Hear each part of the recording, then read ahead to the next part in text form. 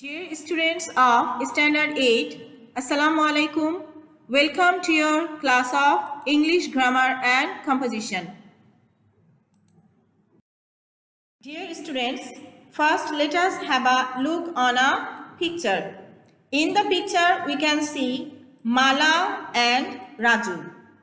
Raju is asking Mala, "How are you?" And in reply, we can see Mala saying, "I am fine." Students, if we write the speeches together or combinedly in the speaker's exact words, then it will be called a passage of direct speech. As for example, Raju said to Mala, "How are you?" "I am fine," said Mala. So, if we change it into indirect speech, it will be as such. Raju asked Mala how she was. Mala replied that she was fine. So, today our topic is changing of passage narration. Dear students, our today's topic passage narration. So, what is a passage narration? It is a passage of speeches where we find combination of different kinds of sentences. Passage narration can be of both direct and indirect style. Generally, we get here the conversation of two persons, but sometimes there may be more than two. How to start a passage narration? Before you start a passage narration, some points are to be followed. You have to read the whole passage carefully first. You have to find out the persons in the passage. Think about and confirm the given types of sentences. Confirm the proper structure grammatically. Lastly, more important thing is make sure you write it carefully. Dear students, we can understand that there are certain rules are to be followed while writing passage narration. Rule 1. At first, you have to read the whole passage to identify the speaker and the listener, that is the person spoken to. Then, you have to determine the mood of the verb in their speeches. Rule 2. When the reporting verb is placed in the middle or at the last of the sentence, while converting it into indirect, you have to put it after the subject in starting of the sentence. As for example, direct speech, "What game do you like?" said the man. "I like cricket," said Robbie.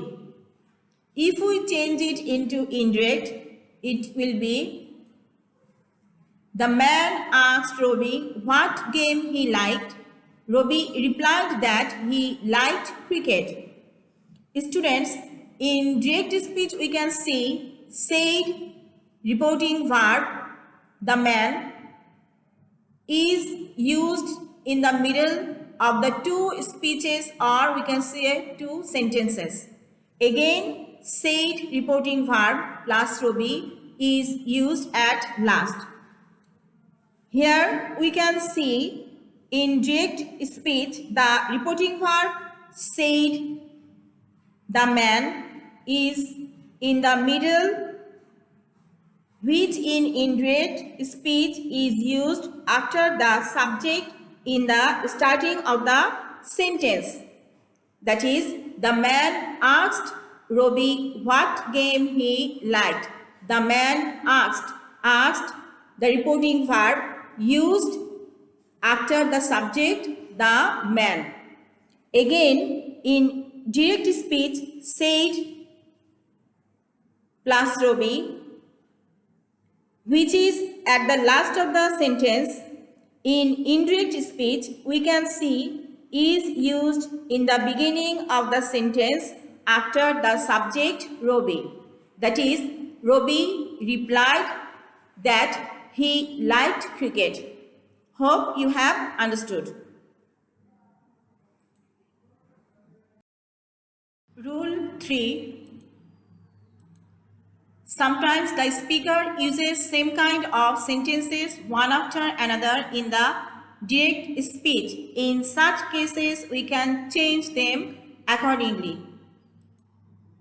In case of assertive sentences, also said, again said, added, further added, etc. are used. In case of interrogative sentences, also asked, again asked, further asked, etc. are used. For example, direct speech, I will help you do the work. We can together do it quickly. The boy said, can you really help me? Do you have time for it? You are already late for school, I said. Students, we can see two speakers in the passage. The first one is the boy and the second speaker is I. The first speaker has two sentences. I will help you do the work. We can together do it quickly. And the second speaker, we can see, has three sentences, one after another. Can you really help me? Do you have time for it? You are already late for school.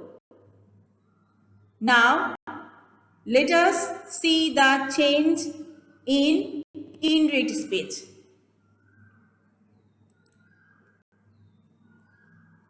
First, let us see the speeches changed of the first speaker. Students, I will help you do the work. We can together do it quickly. We can see both are assertive sentences and the speeches of the same speaker, that is the boy. So, here in the indirect speech, we can see added is used for the second speech of the first speaker, boy. He added that we could do the work quickly. Now, let us see the changes for the next part. I asked him if he could really help me. I also asked if he had time for it. I added that he was already late for school. Dear students, can you really help me? Do you have time for it? Are interrogative questions and speeches of the same speaker, that is I. So, here in indirect speech, for the second question, we can see also asked is used instead of said or told. Again, you are already late for school is by the second speaker I. But as it is not a question sentence, so here it is used added as reporting verb in the indirect speech. That is, I added that he was already late for school. In the same way, In case of imperative sentences, and ordered to and requested, etc. are used. In case of optative sentences, and wished or again prayed that, etc. are used. In case of exclamatory sentences, also exclaimed with happiness or joy, that, also exclaimed in grief, that, etc. are used. Students, hope it will be clear to you if you have a look on the example. Direct speech. I said to the old man, "What are you doing?" "I am watching the boys swimming in the pond." He said, "How happy they are. May Allah bless them. Let me sit by you and enjoy the scene," I said. Students, first of all, we can see that there are two persons or speakers. The first speaker is I, and the second speaker or the person spoken to or the listener, we can say, is the old man. If you have a close look on the passage, you can see there are different types of sentences in a single passage. The first one, "What are you doing?" is a question. "I am watching the boys swimming in the pond" is an assertive sentence. "How happy they are," exclamatory sentence. "May Allah bless them," optative sentence. "Let me sit by you and enjoy the scene," it is imperative sentence. Now let us have a look how it is changed into indirect speech. I asked the old man what he was doing. He replied that he was watching the boys swimming in the pond. He also exclaimed that they were very happy. He again prayed that Allah might bless them. I requested the old man to let me sit by him and enjoy the scene. Students, have a look on the passage carefully and its change. Hope you will understand.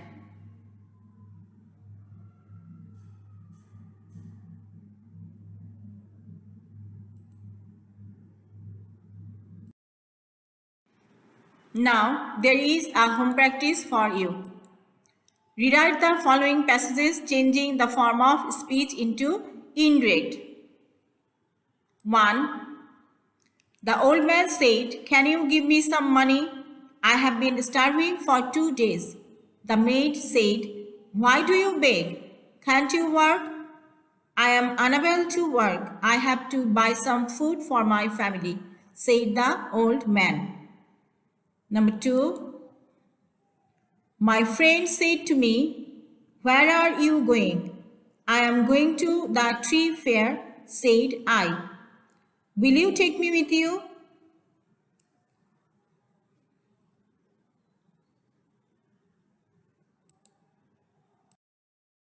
Thank you, dear students. Stay blessed and safe.